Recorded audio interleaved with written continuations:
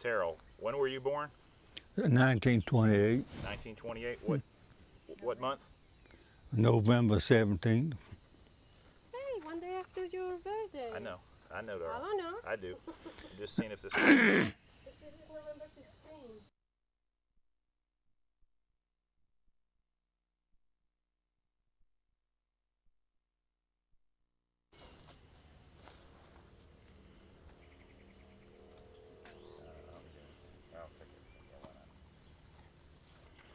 Okay. When I sit down and I'm starting to look, if he's looking at me, just take a look right here. You look. Yeah, maybe I should sit closer. Right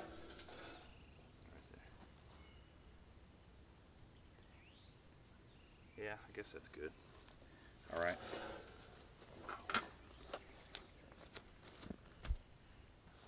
Tell me when you were born. November 17th, 1928. I was born November. I was born November 17th, 1928. And met my wife when I was 17. People back then was all farmers around here and wood haulers and stuff like that. People worked for $1 a day, plowed a mule for $1 a day. And first job I ever had paid me $2, and me and my wife were married. It paid her $3 an hour, a day.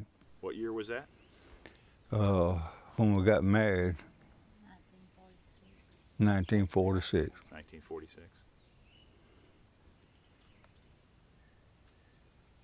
How did you come about your house and property? I bought it from my uncle that lived there. There had been several people lived there.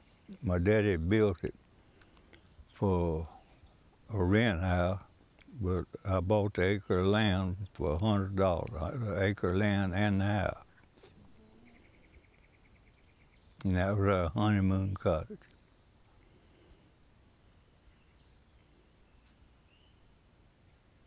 Tell me about the first children you had. Well, none of them wasn't planned. They just, back then you just had children. Till we got 3, and then I decided to quit. We decided to quit having children. And we had to go through all the precautions that, people had to do back then. And we did have enough. 3 is a pretty good family. People used to have 9, 10, 11. Most people had big families to help them work on the farm.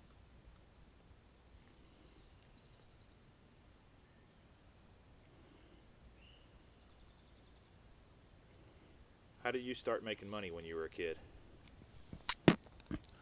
Well, at first I was chopping cotton, 50 cents a day. That was when I was 13, 14. And it gradually went up a little bit, and then the depression really had never went out. It was still in depression on. And I got married, and I was hauling wood when I got married.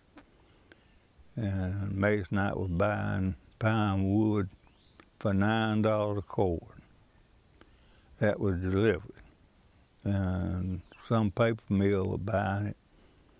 And you had to load it on the truck, saw it, load it on the truck, and put it on a boxcar. And you get $9 a cord for it, and you had to pay for the wood out of that. And that was pretty slow money, but it was nevertheless it was money. You had to have money, How'd you get your first truck to haul pulpwood? I went to the bank, borrowed money. And what was that money for? To buy a truck to haul wood with. Well, I could borrow $300 from a fella named Ainsworth, that was a banker. And a fella, Ottis Robinson, signed a note for me for about 5, 6 times.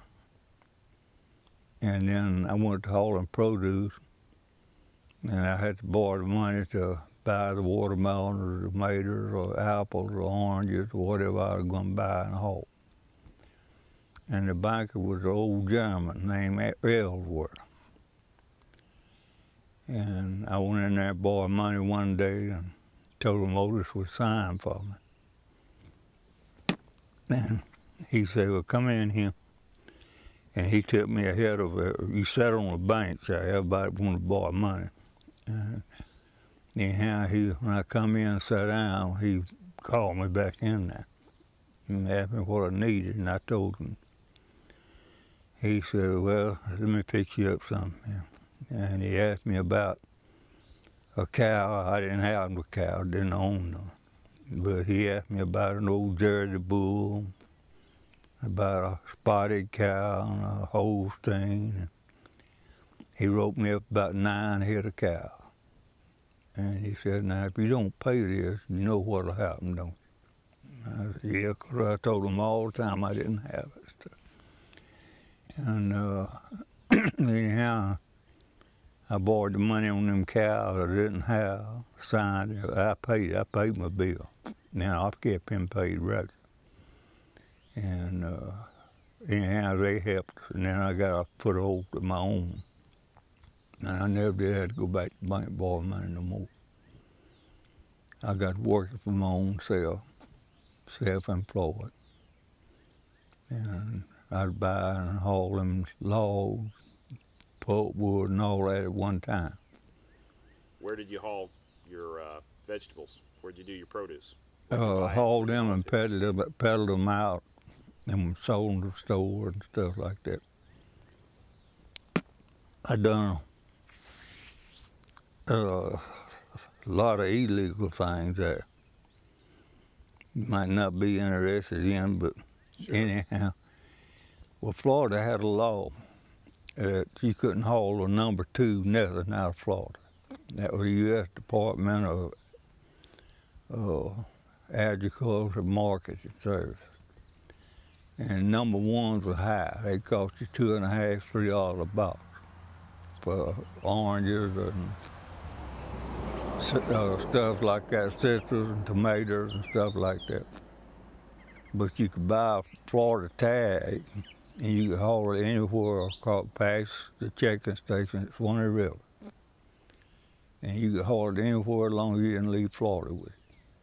And I'd bring it up there, this side of Pensacola, and wait till way in the night, and then across the line into Mississippi, and come on up here and I'd sell it. And I sold grocery stores that had oranges, for instance, 288 count. That's how many oranges was in a box. And I'd be paid 50 cents for the box.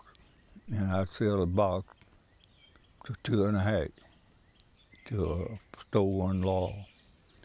And he'd sell them for a penny a piece. And at 12 cents a dozen. And he'd run specials on them. And I got by with that a long time, but I'd haul pieces. I have paid it cheap at 15 cents a bushel for, and bring them back down here and get $2.50 and $3 a bushel for. Tell me about loggerheads. How did you come across that? Who taught you? Tell me about that.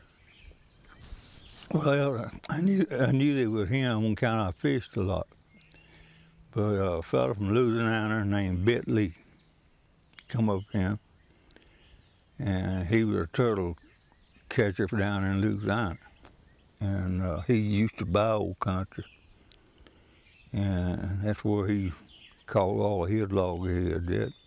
He got up in it. We had a current stream, and we had dead lakes, dead river lakes and stuff like that.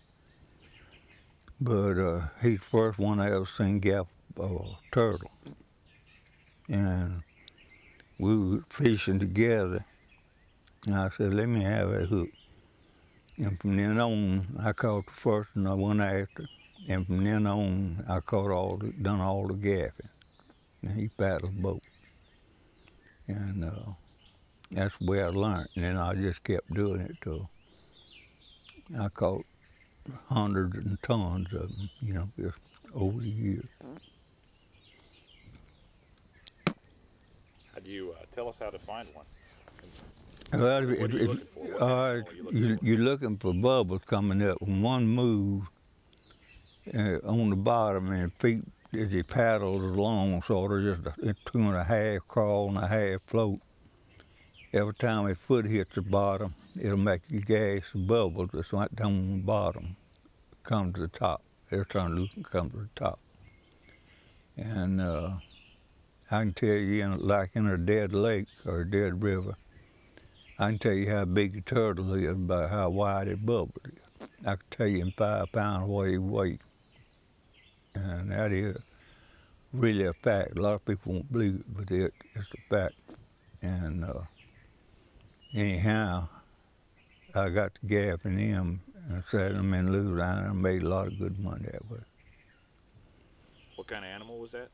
That's a log-eared turtle. It's an alligator snapping turtle, people call it. They bought good money, the best money, if you sold them to cafes and people that made soft cone cafes and truck stops and places like that. Why? Why was that better? Well, they could take a turtle and dress it out, and they could cook bones and all and peel the meat off of it, and take the bones out. And they got sauce would be the juice and stuff. After they put the onions and hot peppers and stuff like that in there, And they'd get $2.50 to $4 or $5 for a soft cone. And 100-pound turtle, I might bring $400 or $500 retailed out like that. How much would you get for a 100-pound turtle? I'd get how much for a 100-pound turtle? I get $100 for $1 a pound. For a loggerhead. Mm-hmm. Tell me about why was New Orleans not as good as truck stops? Tell me the relationship between the two markets. Well, the relationship is between the retail and cutting out the middleman. There was enough at the French market there with a lot of turtle chops and things like that. And all the commercial fishermen would bring their turtles in there. And I found it better to go toward Thibodeau and Gibson and Morgan City and like that. I could get more money for them down that way. What time of day would you start going turtling? You'd go starting what time of day? Daylight. Start at daylight and What would you do at daylight? start turtle fishing. I'd have my boat already loaded and everything, and then I'd just drive up to a lake or something. I've been all up in the Delta as far as that go, and stay a week at a time catching turtles. Sew their feet together and where they couldn't get loose. Take a sack needle and a 150-pound test nylon line, and they got web feet. You cross them feet and sew all the feet together under the bottom. Like the film showed us. Yeah. Could they break away from that, or how long did that restrain them? Yeah, it restrained them, and 4 or 5 days wouldn't hurt longer than in water. So you started in the morning doing what, and then how did your day progress? You started